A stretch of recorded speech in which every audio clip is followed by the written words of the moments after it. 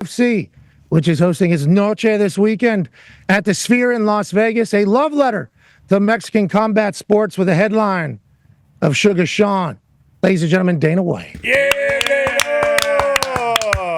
Good morning, boys. How are you? I'm in South Carolina. It's not as hot as you would think, but it is certainly, a little thick down here. How are you doing, brother? I'm good. It's what's crazy here is there's big fires in California and all the smoke's blowing over into Vegas. So that's been happening here for like 3 days. Been pretty crazy.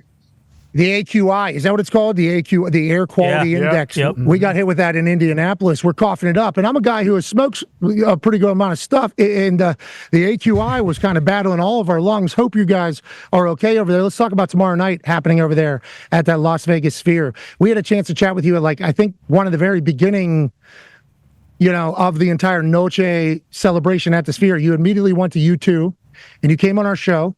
And you said, sitting in that Sphere, I just thought to myself, I could put on the greatest live event in the history of combat sports here. Now, there's a fluctuating number between 40 to 60 million being floated out there of how much money you've invested in this show tomorrow that is going to be one of a kind in a one-time only type celebration for you. How do you feel now that we're, one day out from it? All the hard work's paying off, and what should we expect tomorrow? Yeah, 20 million. If it was 40 to 60 million, I'd be jumping off the Sphere. It's 20 million. It's been great. Last night was our first. I was in there last night at 2:00 in the morning, and last night was our first full rehearsal run through.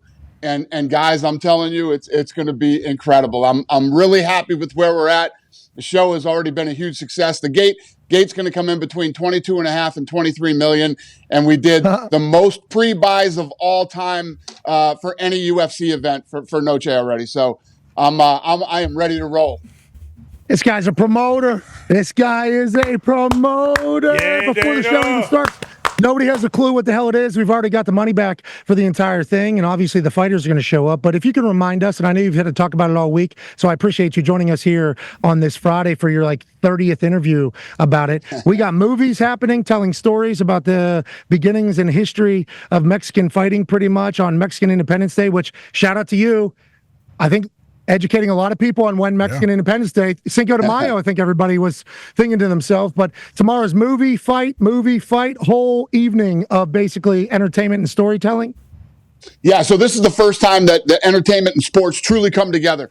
And, when you get in there, when the main card starts, that begins my love letter to Mexico, their contribution to combat sports, their history of combat in Mexico. When you think about the Mexican people, their culture, we'll talk about their culture, who they are as a people, where they came from. So the first fight of the night begins at the beginning of time. The main event will end in the future of Mexico. And it's a movie, and there are chapters to the movie, and it will end in these worlds, we call them. And each fight will happen in a different world throughout the show. Okay, so 10 p.m. Eastern start, and this is going to be okay, so how long of a program we're running here, you think, if you were to guesstimate? It's a regular pay-per-view. It starts at 10 o'clock on the East Coast, and we'll end at 1. Okay, so great. I'm going to go no sleep into NFL Sunday. I appreciate you, Dana. Thanks, Dana. Can't wait. Sounds like it's going to be a must-watch situation. Go ahead, AJ. Well, for you people at home, the hardest part of this thing, there's a director. His name's Glenn Weiss, and he's done all the big shows, all the big award shows. What he's going to be trying to do on Saturday night is give you people at home, or if you're watching in a bar or wherever, the feeling of being in the Sphere. So there's going to be an in-house live event like every Saturday, an event that we beam around the world, and then Glenn Weiss will have to shoot this thing. He'll be shooting both and trying to give you that Sphere experience at home. So that's what we're trying to pull off on Saturday night, amongst a million other things. So my wife and I are already prepared. We got a fan with a mister, set up next to the TV. Smart. So we'll get the full Sphere experience. We rented one of those vibrators.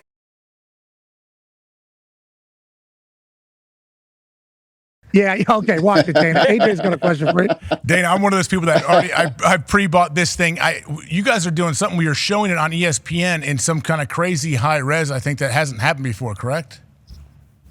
Yeah, well, yeah. I mean, this show, the filming of this show and the movie that will happen in there is when you think of when I went to U2 and I looked at this thing and I realized, U2 was first. So these guys had to go in and figure this thing out to ever do an event there. I said, we will come in and use the full capabilities of the Sphere. This place is as far as technology goes, I believe that this is a game-breaking event because a game-changing event because you will see other arenas now starting to incorporate entertainment in sports, whether they build new arenas or they're refurbishing the old ones. When you go to a basketball game, they got the mascot dunking at halftime off a trampoline and stuff like that. There's so much more that you could possibly do when they build these new arenas. Boomer for the Indiana Pacers. I think he is like 1,000 out of his last 1,000 whoop-de-woos off of the trampoline dunk at halftime. Excited to see if anybody can do the Sphere stuff. Sugar Sean O'Malley in the main event.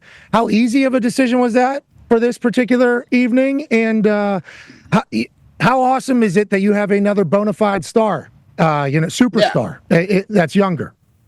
Yeah, it's incredible. No, all these guys that are on this card, every fight on this card means something in that division, and are people that we're looking to be somebody in the future. And when you talk about the main event, you got Merab versus Sean, the champion versus the number one contender in the bantamweight division. You couldn't make a better fight, and that's the fight everybody's been waiting for to see Merab and Sean. So it was a no-brainer for the main event. Sugar's going to come out dressed like the most. That is going to be. Are the fighters utilizing the Sphere? I assume. Has there been any kind of conversation between fighters and UFC about how to utilize Sphere for entrance? Because I know entrances are a big deal for the UFC, as they should be, by the way. The only fighter that's even seen what's going on inside the Sphere has been Sean O'Malley and Valentina. They both came and wanted to see it. And Sean hasn't seen it live. He just saw the room that I built here. I actually built the Sphere inside UFC headquarters. And so what's that? Of course you did. Yeah, How big? It's just a regular room like this, but we built it like a Sphere and laid the whole thing out. Instead of using whiteboard and things like that, I actually like to build the physical structures like this room that we're in all the time. This is the war room. And all the top 15 fighters in the world are here. We have the fight from September 14th this Saturday all the way to February 8th laid out. This is how I operate. This is the way I like to do this. Okay, let's get back before we talk about what fights are already scheduled that you would like to announce on this beautiful Friday or not. Let's get back to the Sphere. So you just got LED boards all around. You walk into a Sphere room. Is that what you're referring to there? No, we only have here at headquarters. Yeah, the thing you built. No. What do you mean you built? We have a TV in there that shows the whole inside of the Sphere with the octagon in it. And then all the walls have everything that will happen on Saturday night are on the walls in there. So I've walked some media through it. I walked our board of directors through it. They wanted to know where the $20 million went. And then people like that. Ari walks over there. Shapiro walks through there. $20 million bucks. Yeah. Ari came by with the board of directors and Shapiro. Everybody's pumped, I assume, with what you're about to pull off. Obviously, I'm not kidding you. Ari called me this morning and said I haven't been this excited in a long time. Yeah, everybody over here is fired up, man. We know what we're going to deliver. We know what's going to happen tomorrow night, so everybody's really excited about it. Probably when he got to walk into that one office with the Nerf gun, that was probably the last time he had been this excited. Obviously, talking about Ari Gold from Entourage. Ty has a question for you, Dana. Yeah, Dana, I know you don't give a shit about this, and really all you care about is, hey, we want to deliver the best possible product to the fans and everyone who's there. But have you mentally prepared yourself for the fact that, there's a chance you win either an Oscar or an Emmy for what is going to happen in the Sphere on Saturday? And a Grammy. Way to go. Grammy, too. Yeah, throw that in. Tony. No, Tony, trust me. I thought about the Tonys. I tried to figure out a Tony, too. But, all the music is original. Very talented people involved in this. And, so her name is Jermaine Franco. I actually have her name right here, Jermaine Franco. She's a music producer and composer. And yeah, she's been nominated for a ton of stuff. She did the music for the Sphere on Saturday. Oh, no, you just said you looked into the Tony. So you're legitimately qualified now because of everything that runs here, because you'll have a soundtrack for this. So that's a Grammy potentially, right? Soundtrack. Yep. And then it's a live event. So that's an Emmy, or what is that? Like it's a live sporting event. That's an Emmy. And then we're filming a doc on the making of the Sphere. And that you can win an Oscar. Oscar. Boom. You're going to get an EGOT in one day. Let's go. Shouldn't it be a Tony as well? There's music. There should be. Well, feels like it should if there was be a Tony, we'd have to be on Broadway for a Tony. Is that how it works? You're off Broadway. You're off Broadway by a few thousand miles. That's all. That's not that big of a deal. I thought about it and tried to think, could we pull off that? No.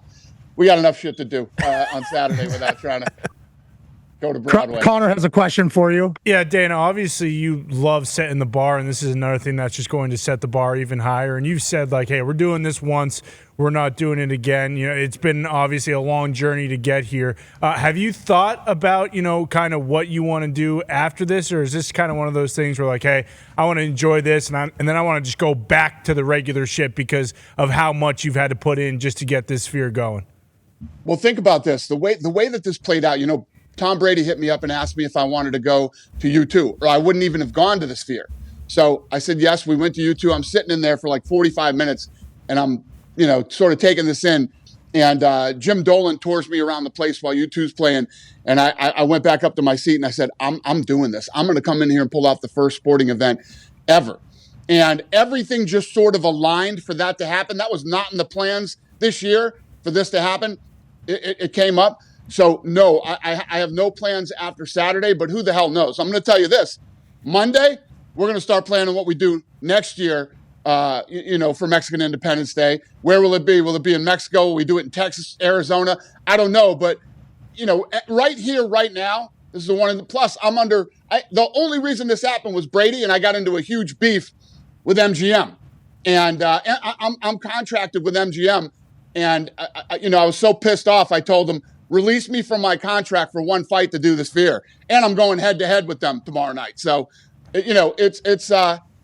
would say it's a one and done, but anything is possible. Thank you for being you, man. Yeah. It helps out a lot of us. It helps out a lot of us, Let me out. Going ahead.